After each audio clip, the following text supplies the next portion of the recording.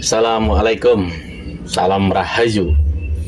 Ini saya ada catatan yang bisa dibilang bagus, sangat akademis, tapi ini mengena.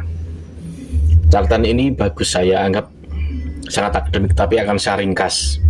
Ini berusaha saya padatkan gitu kan.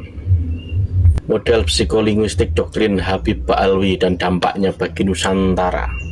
Ini harusnya seperti Gus Yahya, Mbah Miftahul Ahyar itu harus baca ini gitu loh. Ini disinkronkan dengan data dan keadaan.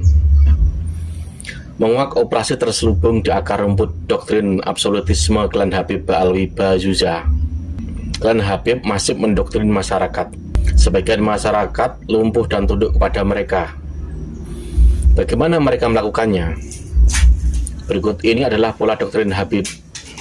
Dalam bahasa matematis menjadi susunan persamaan seperti ini nih. Doktrin Habib sama dengan cucu Nabi. Disampaikan eksplisit. Tanda dalam kurung menunjukkan doktrin cucu Nabi sama dengan Allah. Disampaikan implisit. Sembunyi-sembunyi, terselubung, membypass critical area, dan masuklah doktrin itu dengan mulus tanpa hambatan ke alam bawah sadar manusia. Susunan atau konstruksi core doktrin Habib sama dengan Ahlul Bait, sama dengan cucu Nabi, sama dengan Nabi, sama dengan Allah. Dialirkan, diartikulasikan, dikemas, atau dinarasikan dalam dua bagian model narasi. Ini dia. Yang pertama itu tanda minus, berarti itu kontra. Kontra Habib sama dengan kontra Rasulullah, sama dengan kontra Allah. Coba. Kalau yang kedua itu tanda plus itu pro, mendukung. Ngepro Habib sama dengan ngepro Rasulullah, sama dengan ngepro Allah.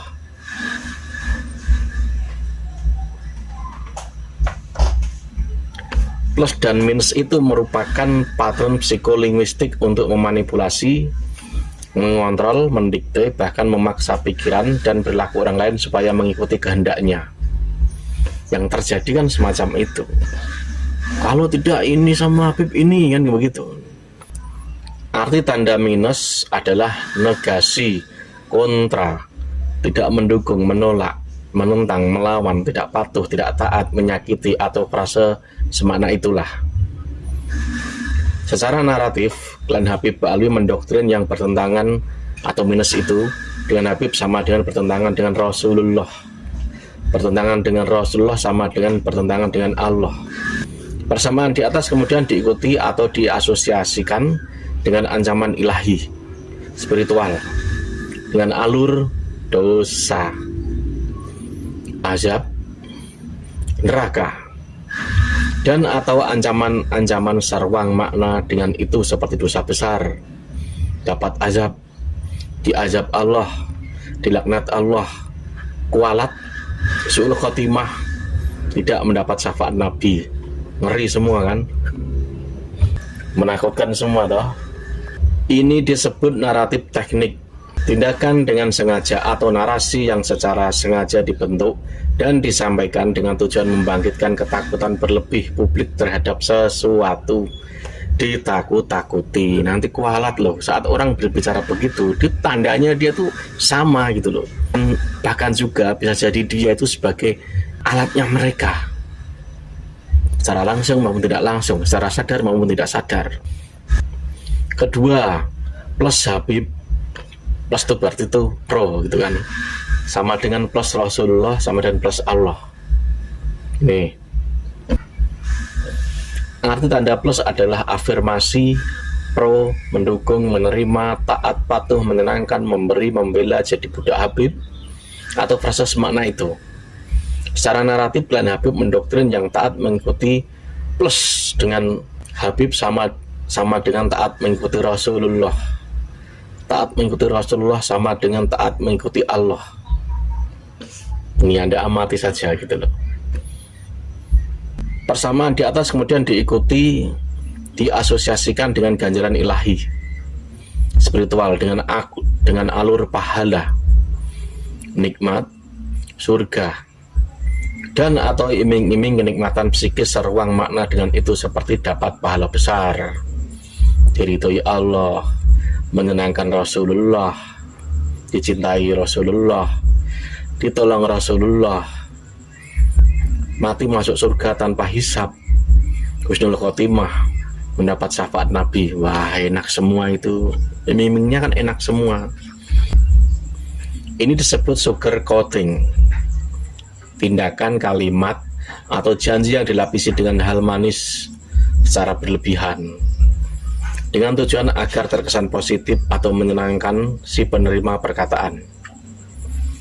Aksi berulang-ulang dari sugar coating ini bisa menjadi manipulatif, kebohongan yang berulang-ulang, misleading, bahkan menciptakan begitu banyak masalah. Dua kombinasi model manipulatif yang umum digunakan para manipulator untuk menundukkan, mengontrol, mendikte, atau memaksa pikiran atau perilaku orang lain supaya mengikuti kehendaknya. Apalagi jika dua model narasi itu yaitu kontra Habib sama dengan kontra Rasulullah, sama dengan kontra Allah. Ngepro Habib sama dengan ngepro Rasulullah, sama dengan ngepro Allah. Dideliver oleh otoritas suci Nabi dengan menggunakan dalil-dalil yang nampaknya agamis dan otoritatif seperti Quran, hadis, dan perkataan ulama. Ia pun berbusana layaknya ulama, lalu yang melihat dan mendengar merupakan orang-orang awam. Maka dampak psikisnya tidak hanya dahsyat namun sangat dahsyat, mendoktrin masyarakat awam untuk tunduk patuh kepadanya karena intensitas emosi yang diciptakan sangatlah besar dan mendalam. Tujuan doktrin klan Habib Ba'alwi, absolutisme dan ekstremisme. Tujuan dari klan Habib Ba'alwi dengan doktrinnya itu adalah menciptakan keadaan psikososial keagamaan di mana Fok Habib Fok Day. Suara Habib adalah suara Tuhan. Habib ngomong apa maka itulah suara dan kehendak Tuhan. Barang siapa melawan Habib artinya melawan Allah. Barang siapa mentaati Habib artinya mentaati Allah. Wah, lah ini dia gitu loh. Dalam persamaan matematis, Habib sama dengan Ahlul Bait, Ahlul Bait sama dengan cucu Nabi sama dengan Nabi sama dengan tulisan nih, lihat. Berarti Habib sama dengan, maka kita dapat mengerti psikis dominan klan Habib Ba'alwi. Mengapa mereka bak kebakaran jenggot sampai mempersekusi fisikal dan verbal ketika ada pihak yang berani menyatakan ke ruang publik bahwa Habib bukan cucu Nabi atau bukan zuriat Nabi. Karena jika elemen Habib sama dengan cucu Nabi terhapus di pikiran publik, klan Habib Ba'alwi tidak lagi bisa meneruskan perwujudan tujuan mereka, yaitu Habib sama dengan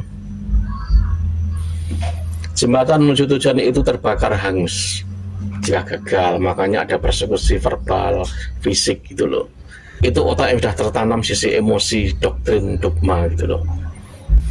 Andai kan klan Habib tidak memiliki etika jahat menciptakan keadaan psikososial keagamaan Habib sama dengan, maka tentu mereka tidak akan berkuar-kuar glorifikatif, selebrasional, menyatakan dan menampakkan diri mereka ke publik sebagai cucu Nabi. Dan juga tidak akan memaksa masyarakat untuk mempercayai mereka sebagai zuriat Nabi melalui persekusi fisik dan mental. Mereka akan bersikap, berkata, dan berlaku biasa-biasa saja karena tidak ada kepentingan apapun terkait kezuriat Nabi. Sebagai perbandingan, kita dapat melihat bagaimana zuriat Wali Songo yang tersambung nasabnya ke Rasul, jalur paternal, maternal, dan parental bersikap biasa saja dan normal-normal saja dalam menjalani hidup.